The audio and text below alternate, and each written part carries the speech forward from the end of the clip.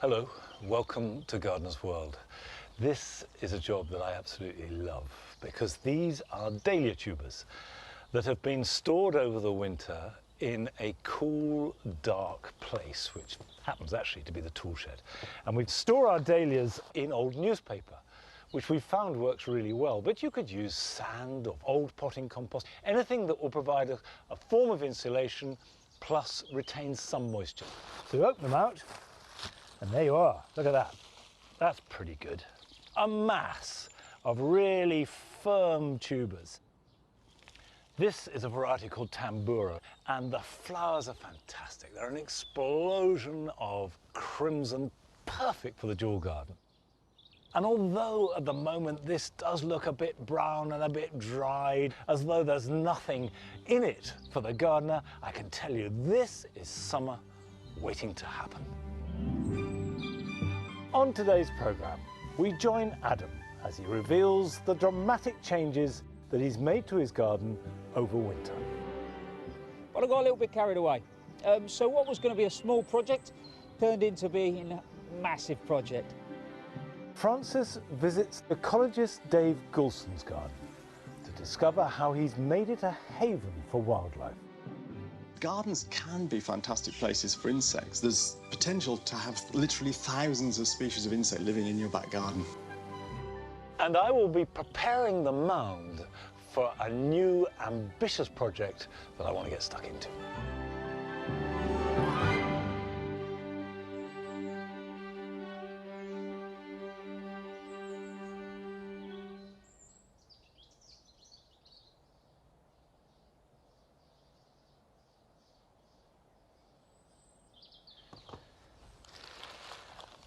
When you take your dahlia tubers out, the thing to do is to give them a good squeeze. Feel the tubers, and if they feel firm, then that's exactly what you're looking for. If one or two are hollow and they've dried out completely or they're a bit rotten, take them out. But that is in really good nick.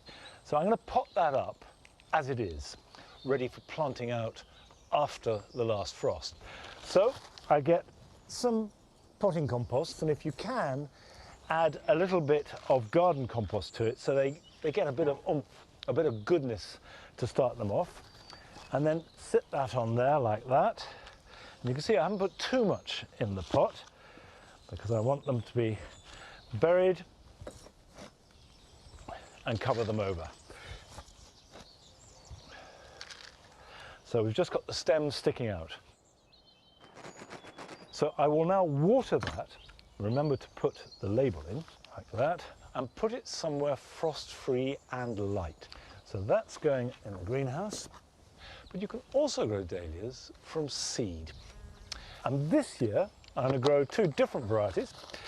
I've got Figaro mixed, which are a dwarf dahlia. So really good for growing in a container, on a windowsill, on a balcony, and also cactus hybrid mix, and they're widely available. So if you want to grow them with me, we can all grow them together, but you don't quite know what you're going to get because seed never comes completely true, whereas when you buy a dahlia as tubers, you know what you're going to get. It'll be a variety and you can guarantee its colours. Right, I like to use seed trays rather than pots, but any container will do perfectly well, but do bear in mind it must have good drainage. I'm using our seed mix, but any peat-free compost will do perfectly well. Make sure it's level. I'm going to start sowing the cactus hybrid mixed. And cactus dahlias have these wonderful pointed petals, very often curled in on themselves, which are really dramatic. And I have said this many times, but it really is worth taking trouble spacing seeds evenly. Cover them over with a sprinkle of compost, like that. And by gently firming it, you're making sure the compost is in really good contact with the seed, and that will help germination. Water them and put them somewhere warm to germinate. I will put these on a heated bench, but a windowsill above a radiator will do perfectly well. Don't let them dry out, and they should germinate in about 10 days. Now, the reason I love growing dahlias is because they add an exotic splash of colour to the late summer and autumn garden. But if you don't have a garden, you can still have exotic plants, as we found when we paid a visit to East Finchley.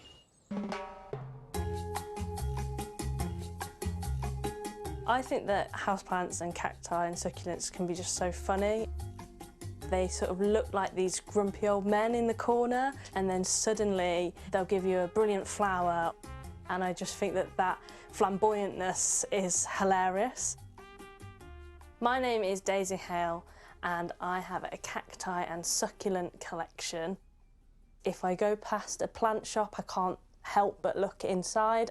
And I also do tend to stage interventions with people if I think that their plant is going into ill health, and will just take it away.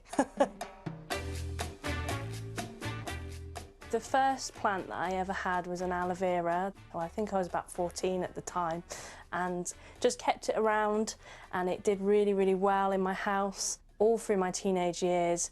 And then when I moved to London, I brought it with me, and I guess that's sort of where the collecting started.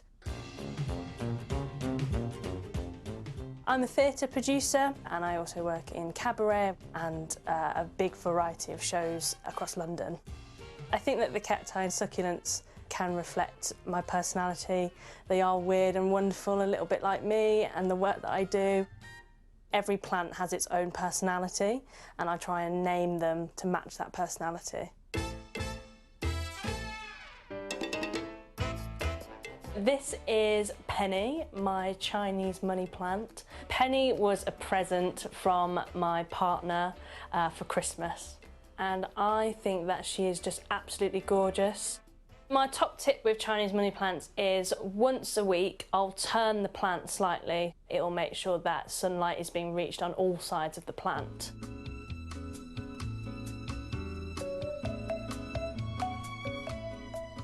I love dinosaurs. When I was younger, I was obsessed with dinosaurs, thought I was going to be a paleontologist.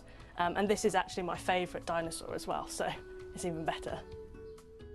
This is my favourite houseplant, pearl, my string of pearls. They just sort of look really like elegant and sophisticated and beautiful, and I just love the way that in my bedroom window it catches the light. They look really, really gorgeous. And I like how they sort of go from tiny, tiny little pearls all the way up to the much larger ones. And I'm really hoping that I can get it to flower. So this is Bunny, bunny-eared cactus, which is part of the prickly pear family. And I've actually got some new growth on Bunny, which is really exciting. And I think they look like fuzzy little caterpillars on top, which is quite fun. I've got quite a large range of cacti and succulents here. Some of the more common ones would probably be this one here. Its common name is Eaty's fingers, and you can see why. You should always dust your plants to make sure that no sort of bacteria builds on the surface of the plant, which might damage it. The little heart-shaped plant is a Hoya kerry, which is a Japanese plant. My probably most unusual plant that I have is this Miramar halubi, which is native to Africa. It looks like sort of a creepy little potato type thing, but actually it's part of the morning glory family, and when it flowers you get these really beautiful pinky purple flowers just once a year, and I just find that the contradiction of this really creepy looking potato and these really beautiful flowers hilarious. I find looking after the plants very calming, and there's a certain safety almost to looking after houseplants because they are so widely cultivated across the world that if I do something wrong, I can try again. Succulents and cacti can live for a long time without water, but I don't let them get too dry. Something that I really like to do is mist them either once or twice a week. When I actually want to water them, a really fun thing to do is to gather them all up, plonk them in the bath and give them a proper good shower.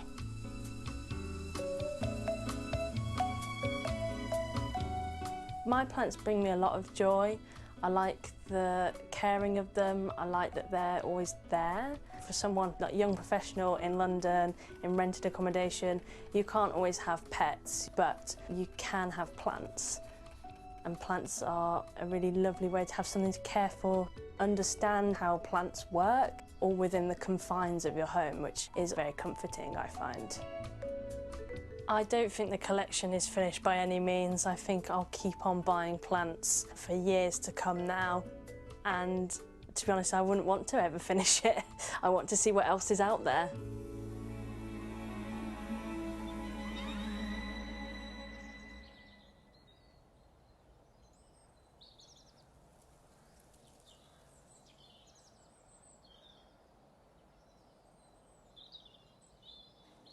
I like the way that for Daisy, her plants are clearly characters that she shares her household with.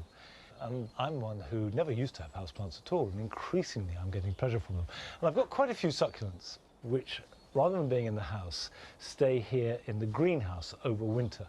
Now, across the winter, I haven't watered them once. And you have to remember with succulents that they don't draw on water as they need it with roots in the same way that other plants do. What they do is they draw it up into their stems and into their foliage and store it and then draw on that. So now, as we go into spring and they start growing again, now is the time to give them a water.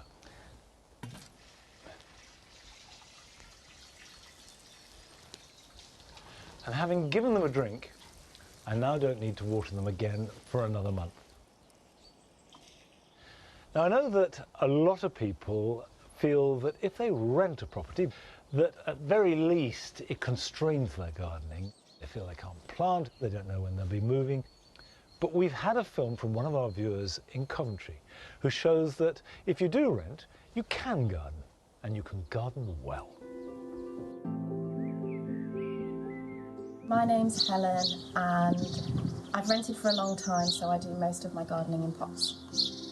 My grandma was an amazing gardener, and she was a great source of inspiration to me. And she sadly passed away recently, but she lives on in my garden because most of my plants come from plants that she thinned out and given some to me, or from cuttings. And that's what gardening's all about for me. It's all about sharing. So last autumn I took cuttings from a rose. It's a beautiful, fragrant climbing rose with pink blooms. And the cuttings seem to have taken really well. So what I'm going to do now is divide these up so that I can pass them on to friends and neighbours. So I've already made a pot up with some peat-free compost, some stones in the bottom for drainage, and a little bit of rose food. And I'm very gently going to pull these rose cuttings out because the roots will be very, very delicate. So I very quickly want to get that into a pot.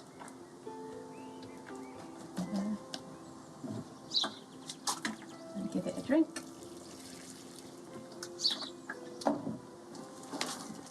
And that's now ready to pass on. I'm not sure about Monty, but I think my grandma would be quite happy with that.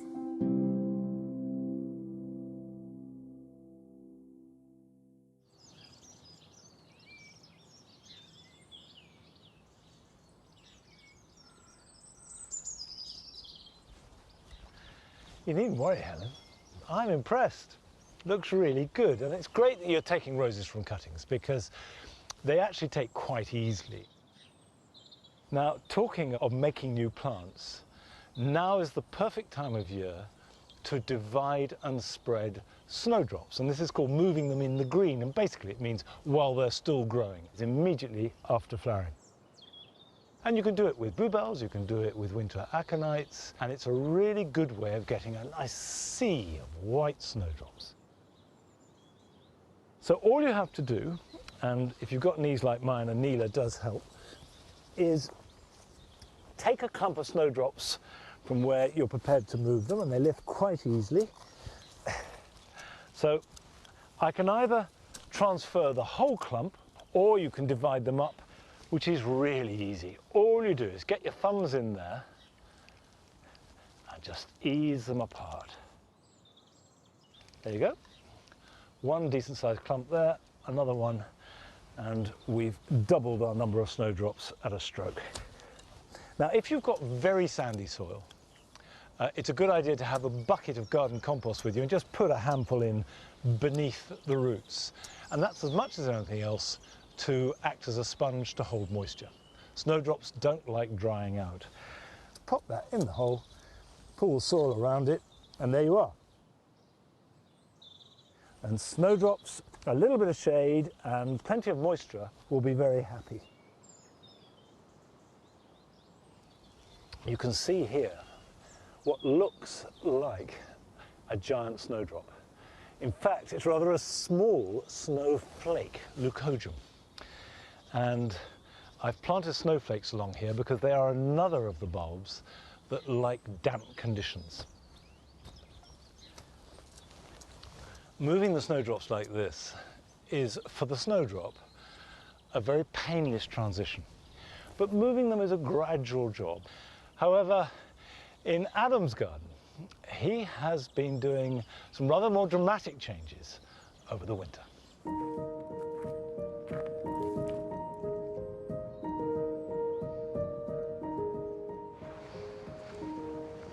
If you're anything like me, this has felt like a really long winter.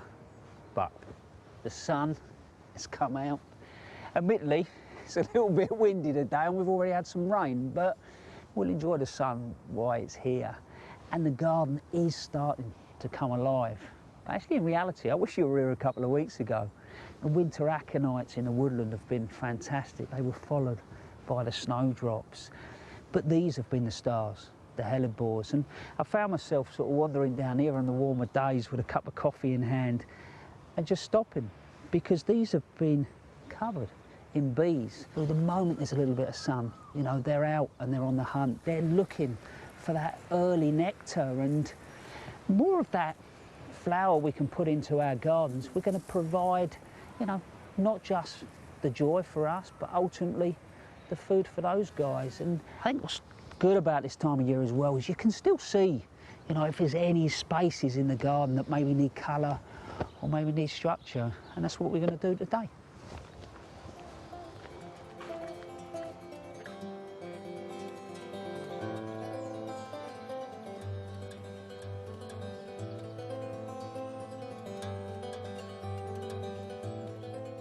There's one place in particular that needs attention. Last summer, I started building a new terrace next to the gravel garden. Over the winter, I finished that and then hired myself a digger to carve out more space for gravel, plus prepare some footings for a wall that I'm going to build. Good, isn't it? But I got a little bit carried away. So what was going to be a small project turned into being a massive project. I'm going to extend the gravel garden, which, if I'm honest, last year was absolutely glorious. Even right through to October, the sun's going down over those trees, it was coming through the grasses, and it was just a beautiful place to be. And I'm now trying to connect, you know, the new space and the old space, but also at the same time, the big viburnum tinus, which has got fantastic flower on it at the moment. I've got to bring that down into the area. And to do that, really, I build the planting very much on layers. So the tree planting goes in first. So if you imagine I've got Amelanchier that sits in the gravel garden there, I've actually added two up here. What I want to do is add winter colour. So I'm getting that in early doors. So up here, I've got a Cornus mass. They're a fantastic, hard-working, small garden tree. You know, got that beautiful flower, but they can be manipulated. You can get them as multi-stemmed, you can get them as single-stemmed, you can clip the tops of them, you can do what you want, really. And then you've got beautiful foliage and a berry. And as they mature, the bark just gets better. But that'll get up and fill that sort of void just up above my sort of head here, and then that will start to connect to the viburnum. I know you've got to use your imagination at the moment. Now I'm going to put a shrub layer all the way through. The first one here is Euonymus alatus, and this is called Blade Runner. You look at the stems really closely, you can see there's an arrow type feel to it. As it matures, it grows in layers, lovely limey foliage, and then the flower to follow. But I want it as a statement as you come through that pathway, just structurally. So all that colour you're adding for the winter doesn't have to be through flower. When it comes to prepping this soil, what we've done so far is added through lots of organic matter. So I've used manure, but I've put some gravel through as well. I think that's quite key when you're putting shrubs in. You put plenty of room around the plant. You're not trying to wedge it into a really tight hole. It will disappear into the background through the summer a little bit, but come next winter, it'll really start to come into its own. So now we go over. You've got to see this, honestly. This is Muhlenbeckia astonii. If that all sounds like a mouthful, try Wiggy Wig Bush. Yeah, it's lovely, isn't it? Wiggy Wig Bush, I love that. Just makes you smile. Every time you walk in the garden, you just think Wiggy Wig Bush. It looks incredible. This thing eventually will get to probably about 2 metres by about 2 metres, but I can retain it if I need to. It'll take sun or semi-shade, but for me, it's a showstopper. You know, and I think if you can put 2 or 3 key plants through your space at points where you know you want to pause people, they really can just catch the eye. If you're looking here at the Muhlenbeckia, back across to there's a lovely link to the Carokia, and that's called Sunsplash. So you've got this beautiful sort of dark stem with the foliage that's got slight variation to it, but that then connects to the gravel garden. What I love about those plants is ultimately they can be manipulated. I've seen those grown as hedges, come in all sorts of different foliage colours. So an incredible plant, same conditions though, loves those free draining conditions. So you can start to see that the structure is going into this space, and then the herbaceous plants will come in and it will really come alive.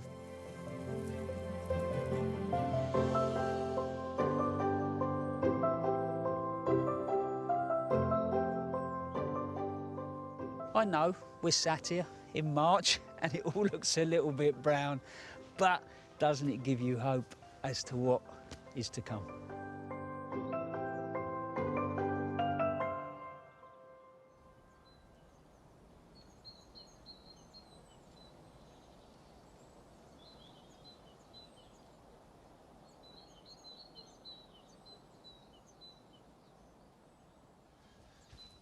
I'm sure that you've been as fascinated as I have been on seeing the way that Adam's garden has developed. And of course, we will be going back there soon to see how things are progressing. Now, last year, we coppiced this area. Now, coppicing means cutting plants on a regular cycle to promote a rash of new shoots, which you then use. And in the case of hazel, which these are, it makes wonderful bean sticks, pea sticks, hazel hurdles, and also thatching spars was a really important use. But you only cut this every 7 or 8 years. This is the 3rd cut we've had since we've been here. And each time you really notice the changes, particularly in the year following, which of course is now. We have this light flooding in, and the result is the floor is bejewelled with beautiful, beautiful primroses. And amongst them are woven in violets. We've got hellebores growing. Very soon the wood anemones will be opening out. And all these plants respond really well to the coppice cycle. Now, we've had a film from a viewer in Dorset, Craig Arborough, who's created a garden that could not be more different to this part of Longmeadow, but it's certainly very beautiful.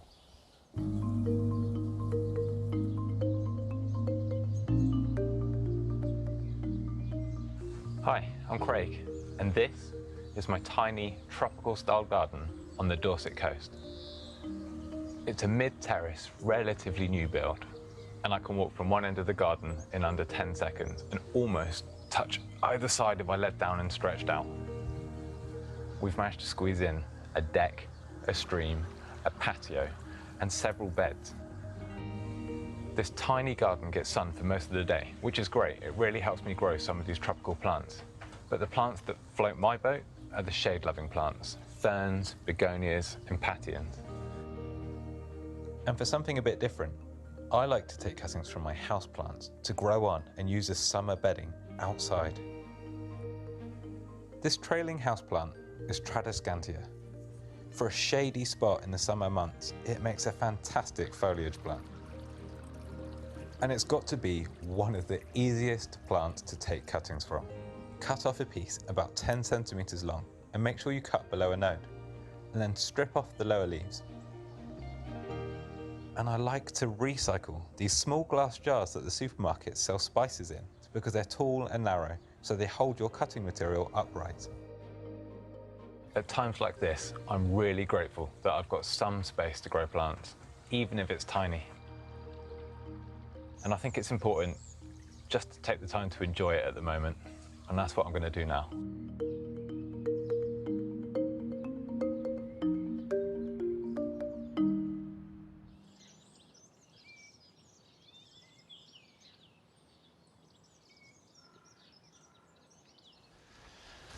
I find that film really inspirational. So please keep sending your films in and inspiring us all. Now here in the wildlife garden, it deliberately looks a bit of a mess. And that's because I haven't cut anything back since last summer. And whilst that may look like untidy gardening to you, to the wildlife in here, it feels like home. It's protection, it's cover, and that's really important.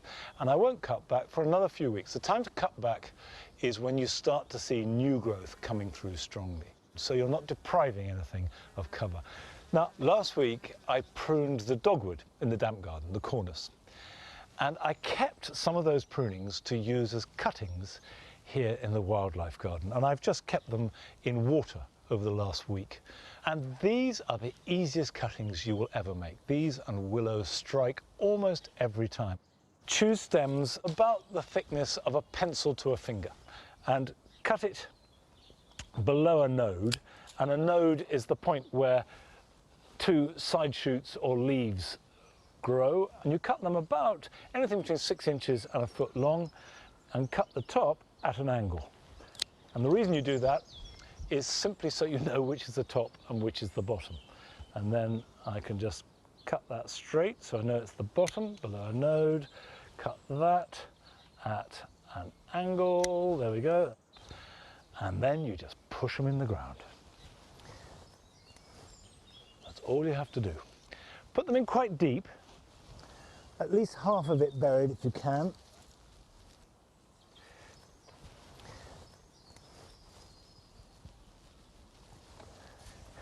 And that will create a thicket of growth, which will be fabulous cover for creatures around the edge of a pond. Now, still to come on today's programme. We meet a gardener who's created a floating floral oasis on her London houseboat. I really like to explore plants that have uses because, of course, it's lovely for them to be beautiful, but when you're limited for space like I am, it's lovely to get a yield from everything. And I sow my tomatoes. But first, we've got a chance to see again the visit that Francis made last summer to a garden in West Sussex that is rich in wildlife.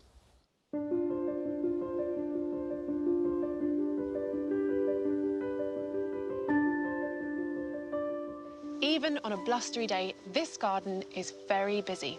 There are bees buzzing, butterflies flying all over, and creepy crawlies scurrying through the grass.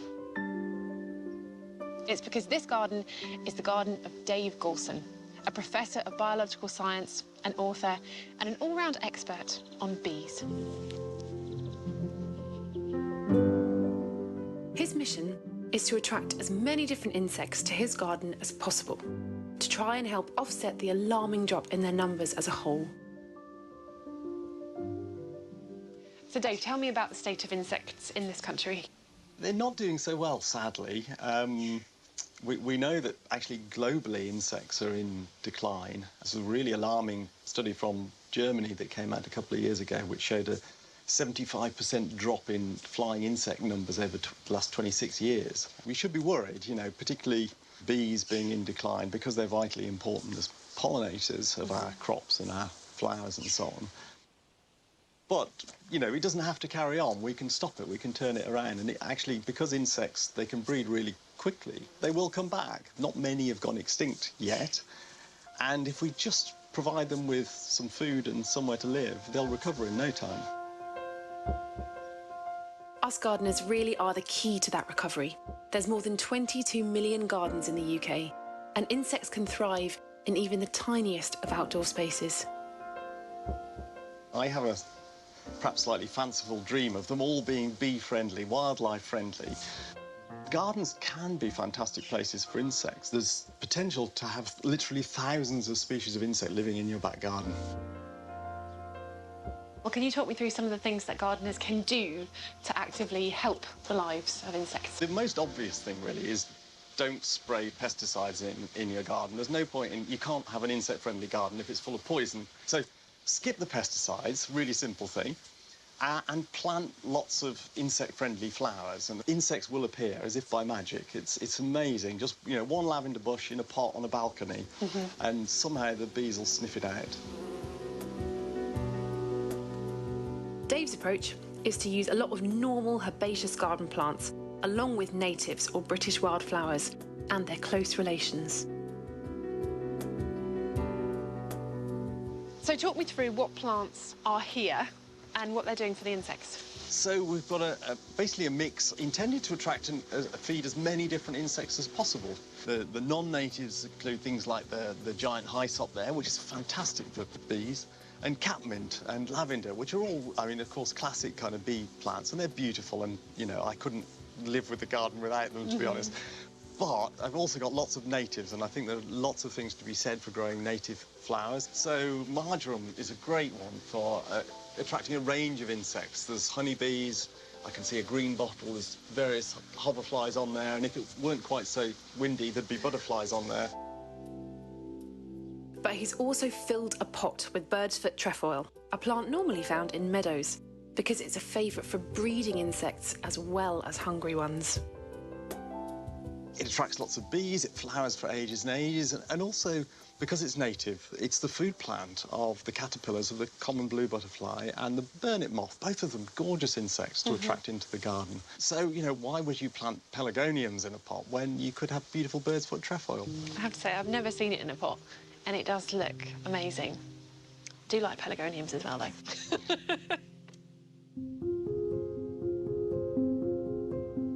The key is having a combination. Plants that work for insects, plants that work for us, and lots that we're both keen on. And once the insect numbers rise, it brings even more joy, as Dave proves in his veg patch. Amongst the very lovely vegetables, Dave has left some veg flowers to grow from last year's crop for all sorts of insects. So this giant beast it's a parsnip. Most people think of a parsnip as the rooty bit, but I just left 2 in the ground last year, didn't harvest them.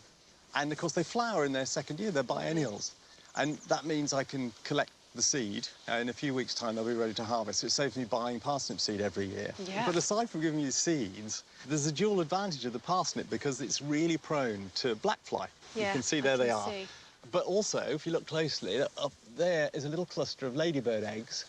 The flowers attract hoverflies, some of which have larvae that eat aphids. So between the ladybirds and the hoverflies and the soldier beetles and the earwigs and all sorts of other predators that are attracted in by the aphids and then will help to keep their population under control so they never become too common and they never spread onto my runner beans over there, which you can see are completely free of pests. And I haven't sprayed any chemicals at all. I'm just relying on these insects to come to my aid.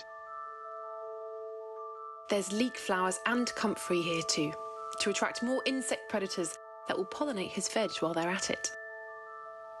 It's all about balance, about giving nature a chance to do its own thing and not trying to control everything all the time. Sometimes nature knows better than we do, perhaps. I think she does.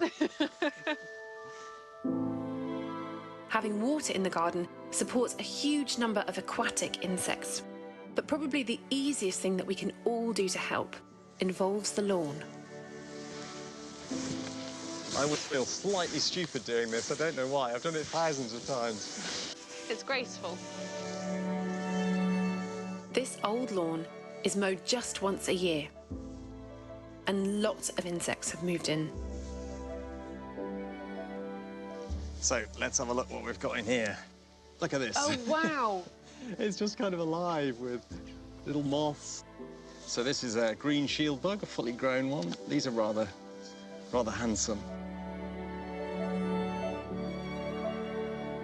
Here we have a swollen-thighed flower beetle. It's fairly obvious why it's called a swollen-thighed flower beetle, because it has these... Thunder thighs. Yeah, it's like the Chris Hoy of the beetle world.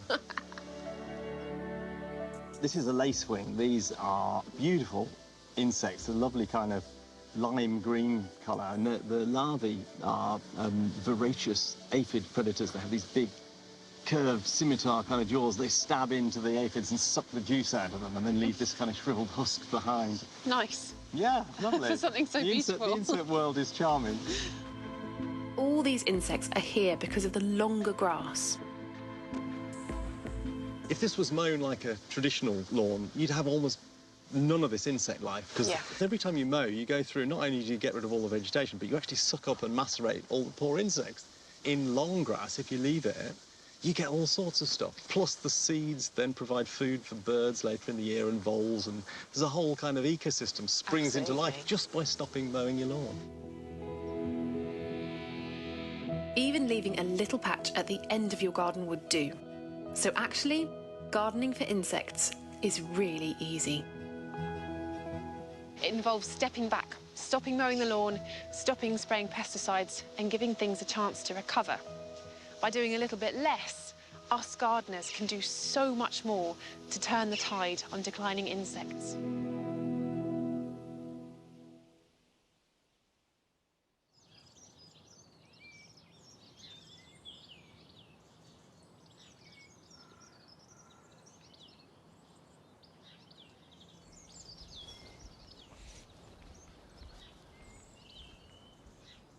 I think the really interesting takeaway from that is that it's not what you do to help wildlife that matters so much as what you don't do. Just do less. Now, this greenhouse is fantastic for me as a gardener and also for the kitchen, because above all, this is going to produce food for us to eat. And I've got a whole series of salad crops that I sowed, some before Christmas, which are now ready to be planted out to give lovely salads through spring in the Hungry Gap, but also to use the space. Now, I've got here cultivated rocket, which is not the same as the wild rocket that you tend to find in supermarkets and restaurants. It's got very unserrated leaves, is buttery and soft, very peppery and absolutely delicious. I've got spinach, which we can eat as a salad crop. I've got mitsuba, which is a Japanese green, and I've also got endive. And all of these I will plant in the greenhouse, and they'll grow fast under the light and the heat, but also plant some outside. They will grow slower, so we can stagger the harvest. And this is where growing in plugs is really good, because you have one seed per plug, and when you take it out, you can see that you've got a good root system that holds the soil together. And you just make a little hole, and I use my fingers, pop it in, and that's it. And those roots will grow out into the soil. So I'm spacing them a good 6 inches apart. Maximum chance to get all the moisture and the nutrients they need to develop a strong root system, and that means they will produce masses of leaves. And if you get your timing right and the weather's good, you can sometimes get 3 or even 4 harvests from each plant. And if you haven't got a greenhouse, then you can make these early crops grow a bit quicker by having a cloche, or even putting some fleece over them. And that will protect them from the worst of the cold, and they'll just grow that little bit quicker. What are you doing in there? Whoops, I just planted your tail. I have to. How about that? That's quite a funny place to be. I shall plant all of them till we've filled the whole bed, and then what's left over will be planted outside. Now, obviously, if you haven't sown seed already, you'll have to buy plants, but you can do that. Go to a garden centre or nurseries, they sell young plants, then plant those out. And I would just stress again, don't be tempted to plant them too close. Now, while I'm doing this, we've got a chance to have another look at a very special garden. It didn't have a greenhouse, but it had an awful lot else, which was quite surprising given that it's on a boat.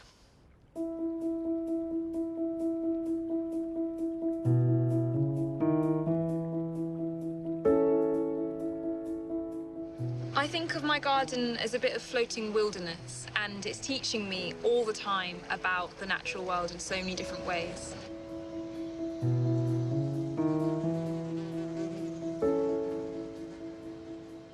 My name's Poppy Ocotcha, and I live here on our boat with my boyfriend and our three-legged cat in central London on the Grand Union Canal, and we've lived here for about 4 years now.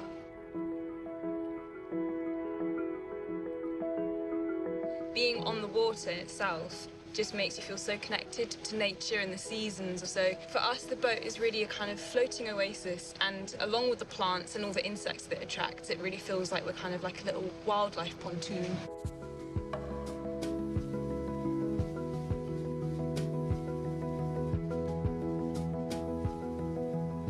This is where I grow a lot of plants. I grow plants inside the boat, on the roof, and on the deck where I am now.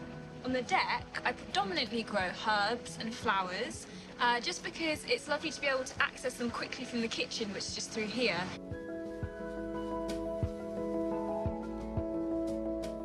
On the boat, I have to be really aware of the fact that on the roof especially, there's a bit of a wind situation. As well as the wind, I also have the willows to contend with, which unfortunately cast so much shade.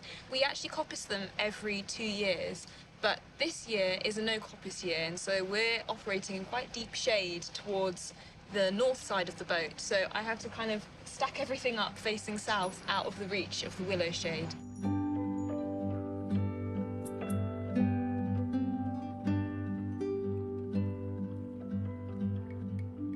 When I first came to London, I started a career as a model, and I was incredibly busy doing a lot of travelling, and in the end I got quite exhausted and burnt out, both mentally and physically, and that's really what kind of led me into seeking a more grounded lifestyle.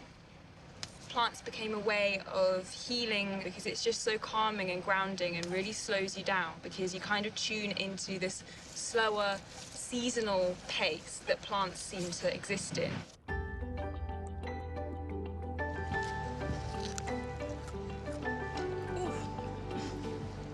The boat is covered in plants, and it sometimes becomes a bit of a battle between human space and plant space. At the moment, unfortunately, I think the humans are only just winning. I really like to explore plants that have uses, because, of course, it's lovely for them to be beautiful, but when you're limited for space like I am, it's lovely to really kind of get a yield from everything. I grow ginger. Now, these are some ginger plants that I propagated this year. I purchase organic ginger root from the supermarket and soak it in water so it hydrates. They usually then sprout these little green bits that they're, telling me they're ready to go. And I put them in some nice moist, rich compost, and it can take a while. I mean, this guy has been really slow to the party. It took about 4 weeks for these to come up, and then this guy 8 to 10 weeks even.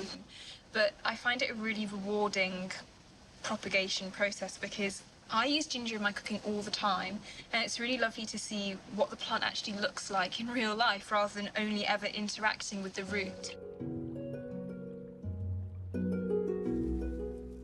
I love plants because I feel that when you really start to connect with them, you develop this kind of symbiotic relationship. So you're caring for the plants, and in return, the plant cares for you.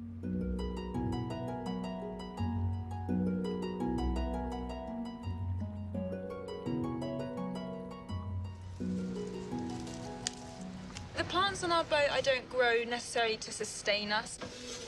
Growing to meet self-sufficiency I don't think would necessarily be possible on a boat. but I do like to explore a connection to try and understand where food comes from and just experiencing plants through their different life stages. And that just brings you one step closer to understanding the plants and understanding where our food comes from. And for me, that's just like a really magic experience.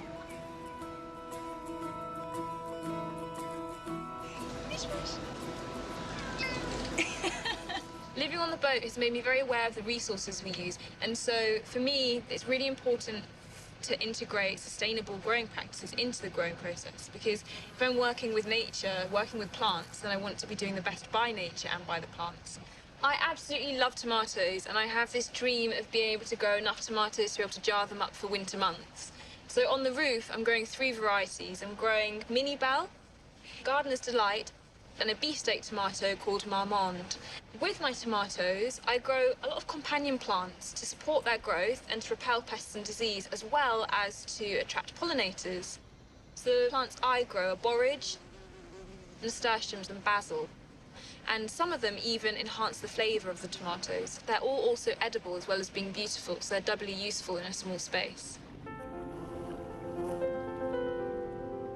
There's a little bumblebee in the flower.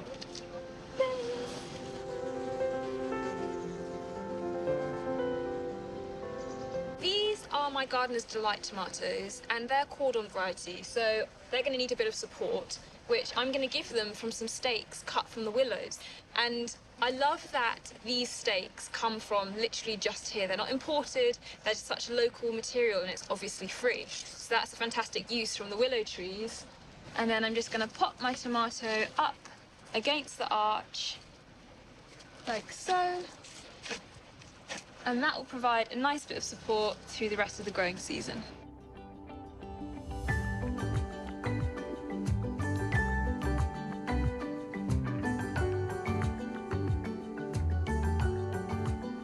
The last few years I've spent on this boat have really been the beginning of my journey with plants, which is funny because I haven't had land to work. It's brought to me the understanding that plants can survive in so many situations, including on a boat, and it's always possible to grow a garden no matter where you are. And this garden is a dream. I'm really lucky to have it.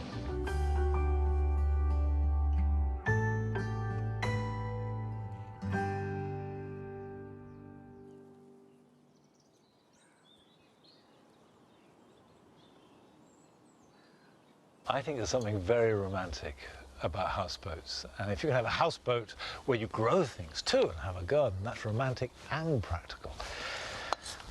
I don't know if sowing tomatoes is romantic, but it's certainly practical, and I love growing them and I love eating them. And you can sow tomatoes now and you will get a perfectly good harvest later on in summer.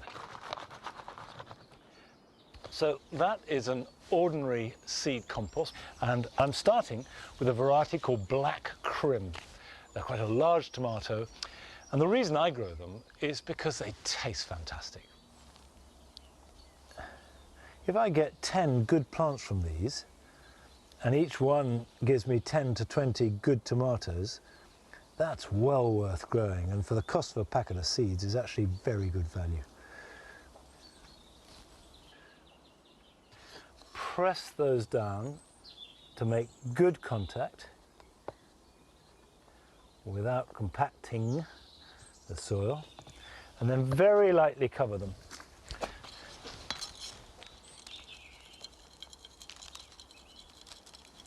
That'll do. Label it, water it, and then put it somewhere warm. A windowsill is fine as long as there's a radiator underneath it. And as soon as you see the seedlings appear, if you are on a windowsill, remember to turn them, because they need all the light they can get. But they should appear in about 10 days' time, and then be ready to prick out in about 3 to 4 weeks' time, and then grow them on. I've got another variety here that I'm going to sow called Sun Gold. They're small, they're cherry tomato, and they are easy to grow. And I will grow these both indoors and outdoors in my veg plot. But you don't need a veg plot or an allotment to grow any vegetables. You can grow them in your borders, as we found out from a film that's been sent to us from one of our viewers in Cheshire.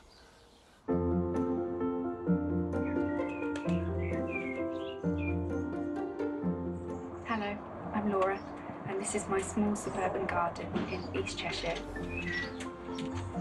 This year we want to grow as many of our own fruit and vegetables as we can. We want to try and utilise the space in the borders we have that normally I would be growing annuals in, but this year we're going to be growing vegetables. Our garden's pretty small.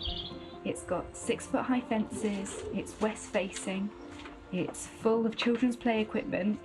It didn't sit right to just carry on as if nothing had changed. So in a bid to keep my mind more occupied, it was time to start growing vegetables more seriously. I'm mixing little clusters of things like French beans, peas, beetroot, and even these red cabbages amongst the perennials, in the hope the garden will be both beautiful and productive without taking away the space we need for our young children. Our garden is far from perfect.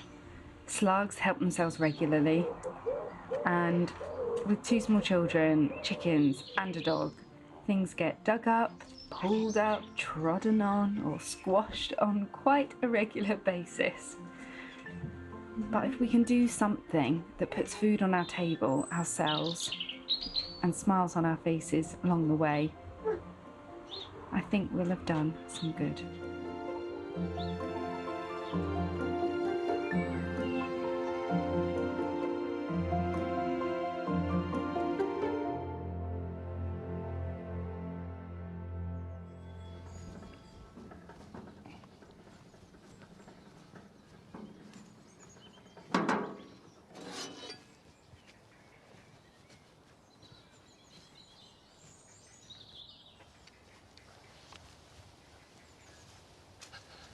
I love what Laura's doing, and of course it's in a long and very honourable tradition of cottage gardening, where everything from decorative plants, edible plants, medicinal plants are all grown cheek by jowl in a glorious jumble. And it doesn't matter where you grow your veg, whether it's next to a delphinium or a beetroot, they're going to taste just as good. Now you'll notice there's a lot of bare space here on the mound, and that's because over the last month or so I have been digging up all the plants. And this is all part of creating the space for a new project that we're doing up here. I'm going to tell you all about later. But I've got one more plant that I really do need to move, and that's this wisteria. Now I would say that moving a wisteria for the sake of it is a bad idea.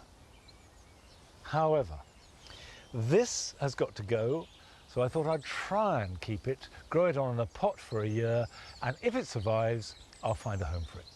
But the first thing to do if you're moving any climber, it doesn't matter if it's a wisteria, a rose, a honeysuckle, a clematis, is cut it back. And that's because when you dig it up, however careful you are, you're going to lose a lot of the roots. And also inflict a terrible trauma onto the plant. It really is a dramatic shock to the system. So the less top growth those roots have to support, the greater the chance of survival. Now, wisteria do have quite extensive roots, but I don't know how big they'll be. So I'm going to start on the assumption that they're really right out here and dig round it. The more I can get out, the better. The feeding roots of any plant, whether it's a climber, a tree, a shrub, are relatively shallow. They go sideways rather than down. The roots that go down deep are mainly to secure the plant.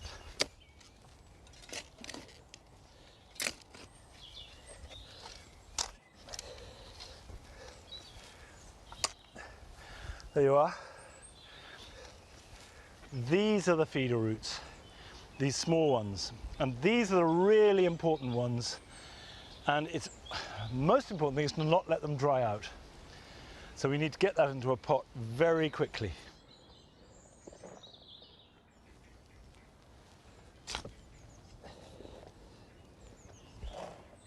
It is important that as well as potting it up, that I give it the best of conditions. Not too wet, not too dry, not too hot, not too cold.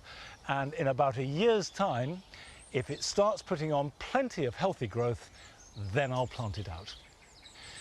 Now, that's not a job that you do too often, but here are some other ones that you definitely can be getting on with this weekend.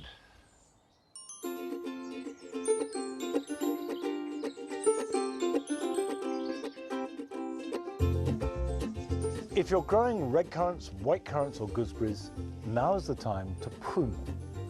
They all bear their fruit on old wood, so the new wood from last year can be cut back to let light and air into the plant and providing the perfect conditions for fruit production.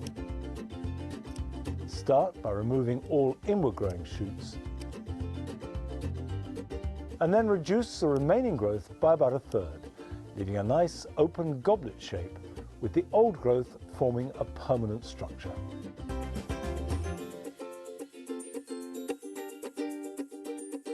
Late flowering clematis, such as Clematis viticella, produce all their flowers on new growth, so it's best to prune away all of last year's.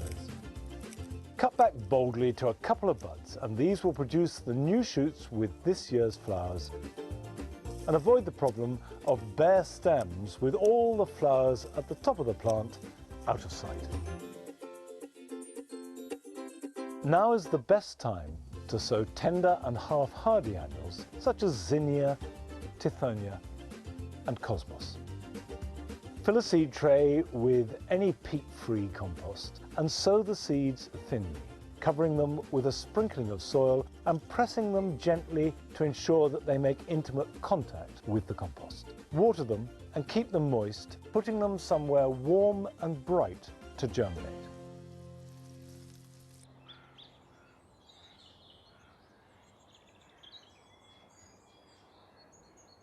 Now, the reason why I've taken the wisteria out and almost all the other plants is because we are making a big change here on the mound. I'm going to build a summer house, and you can see we've got canes up to show where the corners are. That's the front corner. We've got another one there, and then these are the back two corners here and here. And the reason why we're doing that is not because we didn't like the planting, I did, but this is one of those parts of the garden where the parts have never really amounted to a satisfactory sum. So we're going to build a summer house where we can come in the evening. It'll be using very simple materials, recycled wherever possible. It'll be cheap, it'll be cheerful, and it'll be fun. Now, I will share the stages with you as we go through it, but it'll be weeks and probably months because we're in no particular hurry. And that is it for today. Don't forget that on Sunday morning the clocks go forward, so we've got another lovely hour of light in the evening. For me, that's one of the best days of the year. Oh, there's Patty barking. Okay, join me here at Longmeadow next Friday, but until then, bye-bye.